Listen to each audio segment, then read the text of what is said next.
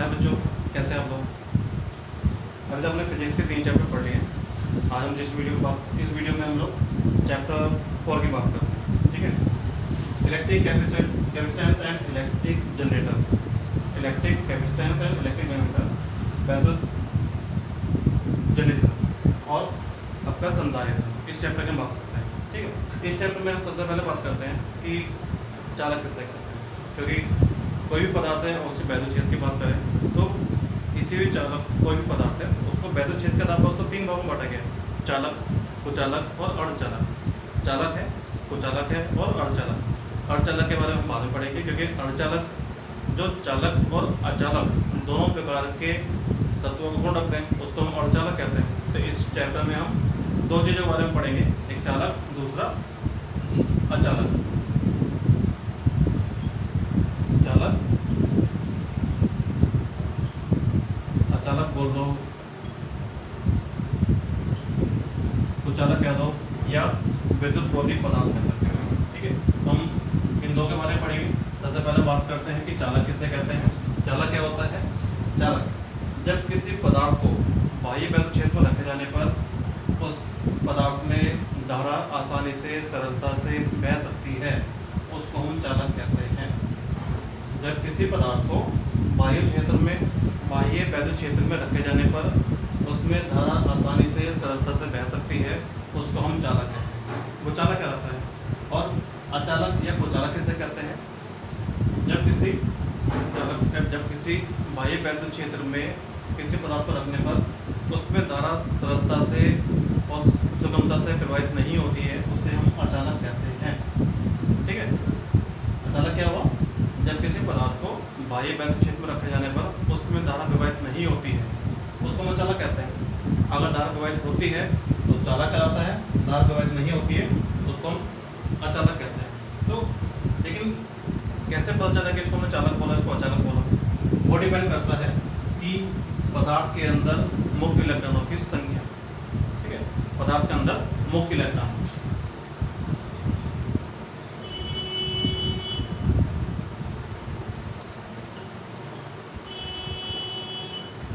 Free electron, जो free electron होता है उसके ऊपर डिपेंड करता है। ठीक है। तो जो हमारे जो चालक है, चालक पदार्थ के अंदर मुक्त इलेक्ट्रॉनों की संख्या सबसे अधिक होती है और अचालक पदार्थ के अंदर मुक्त इलेक्ट्रॉनों की संख्या बहुत ही कम होती है। तो हमारा जो चालक पदार्थ होता है उस चालक पदार्थ में मुक्त इलेक्ट्रॉनों की संख्या बहुत अधिक होती है, इसलिए उसको चालक पदार्थ कहते हैं। और अचालक पदार्थ में मुक्त इलेक्ट्रॉनों की संख्या बहुत ही कम होती है। ठीक है। क्योंकि जो फ्री इलेक्ट्रॉन होते हैं, इन फ्री इलेक्ट्रॉनों की वजह से ही हमारे चालक में धारा प्रवाहित की जा सकती है। अगर फ्री इलेक्ट्रॉन नहीं होंगे तो धारा प्रवाहित नहीं हो सकते, क्योंकि आपको पता है कि हम लोग जो पढ़ते हैं उसके हिसाब से बात करते हैं कि किसी भी चीज़ में, किसी भी धातु में, पदार्थ में अगर धारा रहती है तो वह फ्री इलेक्ट्रॉनों के द्वारा ही बहती है। ठीक। अभी फ्री इलेक्ट्रॉन क्या होते हैं, हम फ्री इलेक्ट्रॉन कहते हैं किससे? तो हम लोगों ने परमाणु पढ़ रखा है कि परमाणु क्या होता है। तो उससे पहले आपको बताना चाहूँगा कि चालक में जैसे आप मान सकते हो चांदी है, तांबा है, एल्यूमिनियम है, ये चालक पदार्थ का एग्जाम्पल है। और रबड़, गंधक, कागज, ये अचालक पदार्थ का एग्जाम्पल है। ठीक है।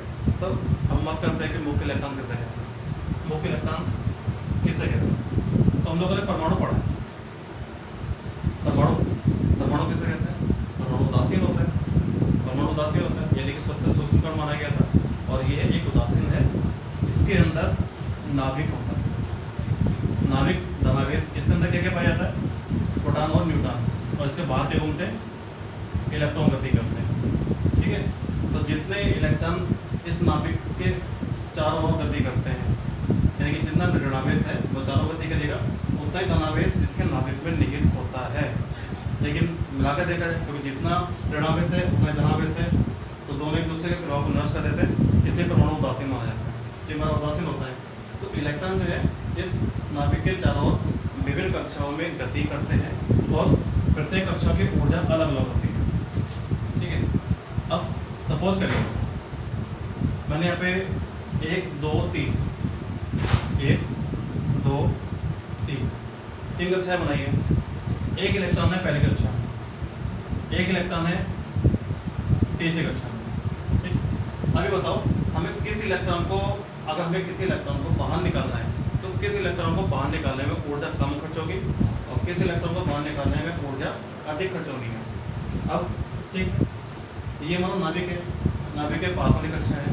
इस पास वाली कक्षा में इलेक्ट्रॉन और नाभिक के बीच लगने वाला विद्युत आकर्षण बल सबसे अधिक होता है, इसलिए ये अधिक एनर्जी से बंधे रहते हैं। ये सबसे बाह्य कक्षा होगी, क्योंकि ये कक्षा देखा ना, ये बाह्य कक्षा है। तो इस इलेक्ट्रॉन और नाभिक के बीच लगने वाला विद्युत आकर्षण बल सबसे कम हो गया, क्योंकि हमने कूलॉम का नियम पढ़ा है, F बराबर 1/4 पाई F0 Q1 Q2 बटे R स्क्वायर। इसका मतलब F अनुपात 1/r स्क्वायर। दूरी बढ़ेगी बल कम होगा, दूरी बढ़ने से बल कम हो जाता है और दूरी कम होने से बल अधिक होता है। तो यहाँ इनके बीच की दूरी कैसी है, कम है, तो आकर्षण बल अधिक लगेगा। और यहाँ और इस इलेक्ट्रॉन के बीच में दूरी अधिक है, तो इनके बीच लगने वाला आकर्षण बल कम हो जाएगा।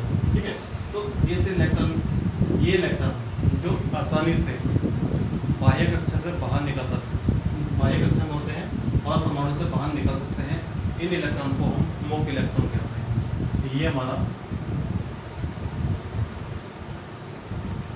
मुख्य इलेक्ट्रॉन इलेक्ट्रॉन और इस इलेक्ट्रॉन को बोलते हैं वृहद इलेक्ट्रॉन। ये हमारा वृहद इलेक्ट्रॉन है। ठीक है, ये हमारा मुख्य इलेक्ट्रॉन है और ये हमारा वृहद इलेक्ट्रॉन है। परमाणु के अंदर नाभिक के सबसे नियरेस्ट कक्षा में जो इलेक्ट्रॉन होते हैं वे वृहद इलेक्ट्रॉन होते हैं, क्योंकि वे अधिक आकर्षण बल से बंधे रहते हैं। और परमाणु के बाह्य कक्षा में उपस्थित वे इलेक्ट्रॉन जो आसानी से बाहर निकल सकते हैं उसे हम मुक्त इलेक्ट्रॉन कहते हैं। तो ये हमारे मुक्त इलेक्ट्रॉन होते हैं और ये हमारे वृहद इलेक्ट्रॉन होते हैं। ठीक है, और ये मुक्त इलेक्ट्रॉन ही चालन इलेक्ट्रॉन या चालक इलेक्ट्रॉन भी कह सकते हो। चालन या चालक दोनों नाम दे सकते हैं, चालक इलेक्ट्रॉन कहलाते हैं। और इन्हीं इलेक्ट्रॉनों के चलने की वजह से धारा प्रवाहित होती है। तो ये हमारे मुक्त इलेक्ट्रॉन है। ठीक है,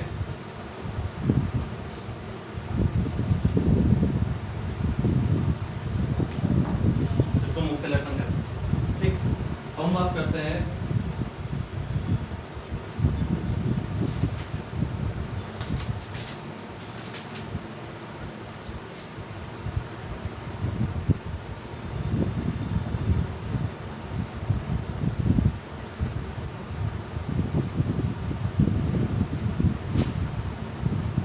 स्थिर वैद्युत प्रेरण। स्थिर वैद्युत प्रेरण किसे कहते हैं? ठीक है, स्थिर वैद्युत प्रेरण। इसके लिए जब किसी चालक प्लेट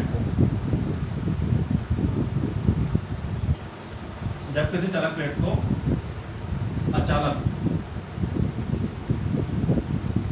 मान लीजिए, चालक मान लीजिए, जब किसी चालक प्लेट को अचालक प्लेट के पास लाया जाता है तो उसके पास वाले सिरे पर विजातीय यानी कि विपरीत प्रकृति का और दूसरे वाले सिरे पर समान प्रकृति का आवेश उत्पन्न हो जाता है।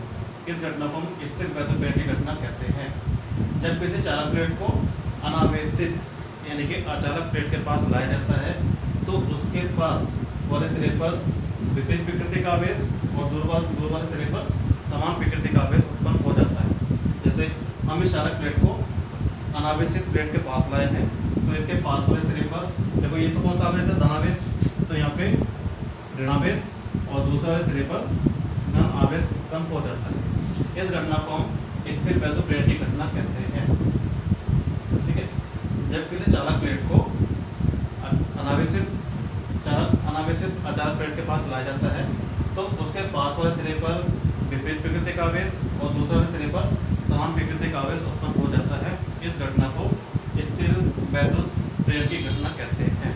ठीक है, अब इसमें क्वेश्चन ये बनता है कि चलो यहाँ पे तो धनावेश था, ये निगेटिव कैसे आ गया, ये ऋणावेश कैसा आया और ये धनावेश कैसे बना। ठीक है, अब देखो इसमें कौन सा आवेश है, धनावेश है, इसको हम अनावेशित कह सकते हैं। अचालक किससे कहते हैं, जिसके अंदर मुक्त इलेक्ट्रॉन की संख्या कम होती है, और अनावेशित जिसके ऊपर कोई भी आवेश नहीं होता है। तो जब इसके ऊपर कोई आवेश नहीं था तो इलेक्ट्रॉन होते हैं लेकिन मुक्त इलेक्ट्रॉन की संख्या कम होती है। तो जब चालक प्लेट को इस अनावेशित प्लेट के पास लाते हैं तो इसके इलेक्ट्रॉन धनावेश के कारण आकर्षित होते हैं, जो इसके पास वाले सिरे पर आकर्षित हो जाते हैं। इधर इसलिए यहाँ पर ऋणावेश आ जाता है और धनावेश दूर हट जाता है। ठीक है, अब समझे मैंने क्या बोला कि जैसे ये पॉजिटिव आवेश है, इसको अनावेशित प्लेट के पास लाते हैं तो धनावेश के कारण इस पूरी छड़ में जितना भी ऋणावेश है वह इस धनावेश से आकर्षित हो जाता है, आकर्षण बल लगता है, इसलिए सारा नेगेटिव आवेश इधर एकत्रित हो जाता है तो धनावेश दूर चला जाता है। ठीक, इस घटना को हम स्थिर वैद्युत प्रेरण की घटना कहते हैं। अगर हम इस प्लेट का संपर्क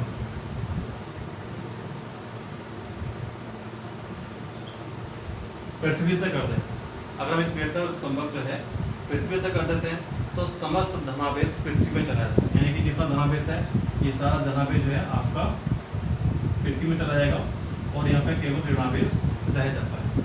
ठीक, अब क्वेश्चन ये बनता है कि यहाँ का धनावेश पृथ्वी में क्यों गया, क्योंकि हमारी पृथ्वी एक बहुत बड़ी चालक की तरह कार्य करती है, उसके बाद उसके अंदर धनावेश ऋणावेश पूरा संपूर्ण रूप से निहित होता है। तो यहाँ का जो धनावेश है ये धनावेश पृथ्वी के अंदर जो ऋणावेश है उसको उदासीन करने के लिए पृथ्वी में चला जाता है, इसलिए इसका समस्त धनावेश पृथ्वी में चला जाता है और इस पूरी घटना को हम स्थिर वैद्युत प्रेरण की घटना कहते हैं। ठीक है, क्या बताया मैंने आपको कि जब किसी चालक प्लेट को अनावेशित प्लेट के पास लाया जाता है तो उसके पास वाले सिरे पर विपरीत प्रकृति का आवेश और दूसरे वाले सिरे पर समान प्रकृति का आवेश उत्पन्न हो जाता है। इस घटना को हम स्थिर वैद्युत प्रेरण की घटना कहते हैं। ठीक है, ये हमारी स्थिर वैद्युत प्रेरण की घटना कहलाती है। इसमें अब एक नेक्स्ट टॉपिक और है,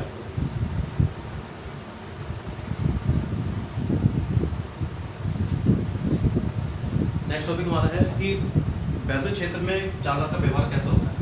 ये हमारा जो वैद्युत क्षेत्र है उसमें चालक का व्यवहार किस प्रकार से होता है। मैंने भी आपको बताया था कि चालक किससे करते हैं। चालक वह पदार्थ है जिसको बाह्य वैद्युत क्षेत्र में रखे जाने पर उसके अंदर धारा प्रवाहित हो जाती है, उससे हम चालक कहते हैं, यानी कि उसके अंदर मुक्त इलेक्ट्रॉन होते हैं। ठीक है, सपोज करिए ये धन और माइनस, ये वैद्युत क्षेत्र है।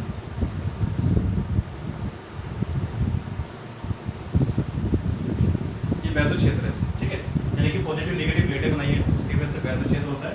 वैद्युत क्षेत्र पॉजिटिव से नेगेटिव होता है, जिसकी डायरेक्शन है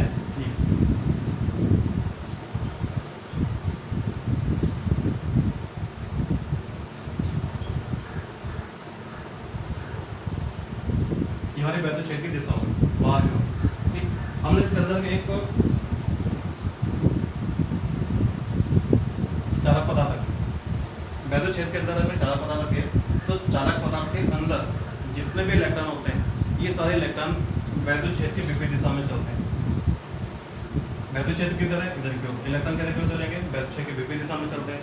वैद्युत क्षेत्र की विपरीत दिशा में चलने के कारण इसके अंदर वैद्युत क्षेत्र बाह्य वैद्युत क्षेत्र के बराबर है, यानी कि इलेक्ट्रॉन तब तक चलते हैं जब तक चालक पदार्थ के अंदर उपस्थित वैद्युत क्षेत्र बाह्य वैद्युत क्षेत्र के बराबर ना हो जाए। इस स्थिति में जब वैद्युत क्षेत्र इसके अंदर जो है वैद्युत क्षेत्र शून्य जाता है और उस स्थिति में इसके अंदर कोई भी धारा प्रवाहित नहीं होती है।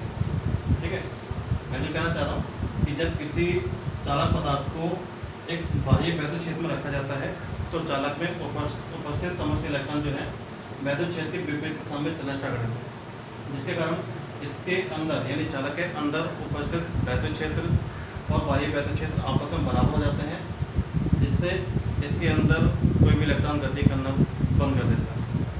ठीक, इलेक्ट्रॉन गति करना बंद करेगा तो धारा हमारी बंद हो जाती है, तो इससे चालक के अंदर कोई भी धारा प्रवाहित नहीं होती है और आवेश केवल चालक के पृष्ठ पर रहता है।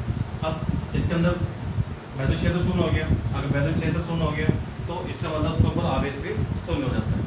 ठीक है, आवेश भी शून्य हो जाता है, लेकिन हाँ केवल आवेश जो है चालक के पृष्ठ पर रहेगा, चालक के अंदर नहीं रहेगा।